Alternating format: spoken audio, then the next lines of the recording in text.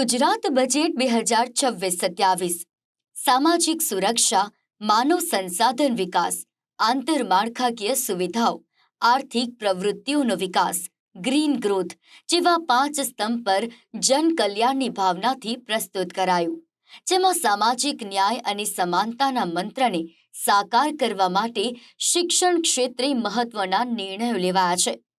રાજ્ય સરકારે સમાજના છેવાડાના અને જરૂરિયાતમંદ વર્ગના વિદ્યાર્થીઓને ઉચ્ચ શિક્ષણના શિખરો સર કરવા માટે બજેટમાં આર્થિક કવચ પૂરું પાડ્યું છે. આદિજાતિ, અનુસૂચિત જાતિ, વિકસતી જાતિ તેમજ આર્થિક રીતે પછાત વર્ગના આશ્રમ શાળાઓ, ગ્રાન્ટીન એડ છાત્રાલયો અભ્યાસ કરતા આશરે 2,77,552 વિદ્યાર્થીઓને મળતી માસિક સહાય 2160માં 340નો વધારો કરી 2500 કરવાની જાહેરાત કરો છું. ખાસ કરીને અનુસૂચિત જાતિના યુવાનોને આગળ વધવા માટે સમાન અવસર મળે તે હેતુથી શિષ્યવૃત્તિના માળખામાં અનેક સુધારા અને વધારા કર્યા છે. બજેટ 2026-27માં શિષ્યવૃત્તિ માટે વિશેષ ફાળવણી. એસસી વિદ્યાર્થીઓને શિષ્યવૃત્તિ માટે કરોડોની ફાળવણી. શૈક્ષણિક સ્કોલરશિપ સહાય થકી સામાજિક ઉત્થાનનો નિર્ધાર. એસસી વર્ગના તમામ વિદ્યાર્થીઓને આવરી લેવાની પ્રતિબદ્ધતા. રાજ્ય સરકારે શિષ્યવૃત્તિ માળખામાં કર્યા અનેક સુધારા. શિષ્યવૃત્તિ માટે આવક મર્યાદા વધારીને ₹6 લાખ કરાઈ. પ્રાથમિક શિક્ષણ સહાય માટે ₹617 કરોડની ફાળવણી. પોસ્ટ મેટ્રિક શિષ્યવૃત્તિ યોજના માટે ₹296 કરોડ. વિદેશ અભ્યાસ લોન યોજના અંતર્ગત ₹135 કરોડની જોગવાઈ. વિદ્યાર્થીઓને વિનામૂલ્યે સાયકલ આપવા ₹73 કરોડની જોગવાઈ. ધોરણ 9 અને 10ના એસસી વિદ્યાર્થીઓની શિષ્યવૃત્તિ માટે ₹24 કરોડની ફાળવણી.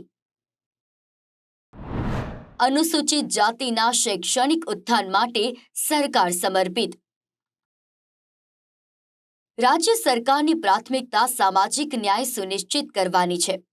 આ વર્ષના બજેટમાં સામાજિક ન્યાય, આદિજાતિ અને શિક્ષણ વિભાગ દ્વારા કુલ 97 લાખ વિદ્યાર્થીઓ માટે ₹5,967 કરોડની માતબર રકમની જોગવાઈ માત્ર શિષ્યવૃત્તિ માટે કરવામાં આવી છે.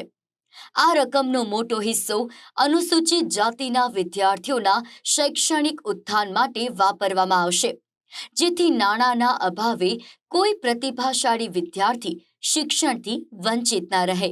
અનુસૂચિત જાતિના કુમાર વિદ્યાર્થીઓ માટે સરકાર દ્વારા મોટો નિર્ણય લેવાયો છે. અત્યાર સુધી વાર્ષિક ₹2.50 લાખ સુધીની આવક ધરાવતા પરિવારોના પુત્રોને જ શિષ્યવૃત્તિ મળતી હતી. હવે આ મર્યાદા વધારીને ₹6 લાખ કરી દેવામાં આવી છે, જ્યારે કન્યાઓ માટે કોઈ પણ પ્રકારની આવક મર્યાદા રાખવામાં આવી નથી. આ નિર્ણયથી મધ્યમ વર્ગના હજારો નવા એસસી પરિવારોના સંતાનોને હવે ઉચ્ચ શિક્ષણમાં સરકારી સહાયનો સીધો લાભ મળશે. મારું નામ પરમાર ભવ્ય છે. હું શેઠ એમએન હાઈસ્કૂલમાં અભ્યાસ કરું છું અને મારા પિતા કડિયા કામ કરે છે. સરકાર દ્વારા જે કંઈ પણ અમને આર્થિક સહાય કરવામાં આવી સ્કોલરશિપ વિશે, પહેલાં જે સ્કોલરશિપ મળતી હતી તેનાથી અત્યારના સમયમાં લગભગ સ્કોલરશિપ વધારવામાં આવી છે. આ સ્કોલરશિપથી મને જે કંઈ પણ ફાયદો થાય તે હું ઉઠાવીશ અને મારા માતા પિતાને જે કંઈ પણ કામ પ્રતાપે કષ્ટ પડતું હતું તેના લીધે અમે ખૂબ જ અભ્યાસ કરીને આગળ વધશું અને આર્થિક રીતે ચોપડાઓ, પુસ્તકો, કોચિંગ ક્લાસ વિશે સરકાર દ્વારા જે કંઈ પણ સ્કોલરશિપ મળી તેનાથી અમને ખૂબ જ ફાયદો થયો છે. મારા માતા પિતાને કામ વગેરે કરવાની સહાય પણ ઓછી થઈ છે અને આના સ્કોલરશિપના કારણે ખૂબ જ લાભ થયો છે. સરકારનો ખૂબ ખૂબ આભાર. ઉચ્ચ શિક્ષણમાં એન્જિનિયરિંગ, મેડિકલ અને અન્ય પ્રોફેશનલ કોર્સમાં પ્રવેશ મેળવતા એસસી વિદ્યાર્થીઓ માટે ફ્રી શિપ કાર્ડ એક આશીર્વાદ સમાન છે. આ કાર્ડ દ્વારા વિદ્યાર્થીઓએ પ્રવેશ સમયે કોઈ ફી ચૂકવવાની રહેતી નથી, જેની ભરપાઈ સરકાર સીધી સંસ્થાને કરે છે. બજેટમાં આ યોજના હેઠળ શિષ્યવૃત્તિના દરોમાં પણ નોંધપાત્ર વધારો સૂચવાયો છે, જેથી મોંઘા શિક્ષણનો ભાર વાલીઓ પર ન પડે અને વિદ્યાર્થીઓ એકાગ્રતાથી અભ્યાસ કરી શકે. આ તમામ યોજનાઓનો મુખ્ય ઉદ્દેશ ડ્રોપઆઉટ રેશિયો ઘટાડવો અને એસસી યુવા શક્તિને ગ્લોબલ માર્કેટ માટે તૈયાર કરવાનો છે. વંચિતોના વિકાસ માટે સરકાર માત્ર આર્થિક સહાય જ નથી આપી રહી, પરંતુ સામાજિક સુરક્ષાનું મજબૂત માળખું ઊભું કરી રહી છે. આ શૈક્ષણિક સહાયથી આગામી વર્ષોમાં અનુસૂચિત જાતિના વિદ્યાર્થીઓ સરકારી સેવાઓ અને ખાનગી ક્ષેત્રે નેતૃત્વ લેતા જોવા મળશે તેવો વિશ્વાસ વ્યક્ત કરાયો છે.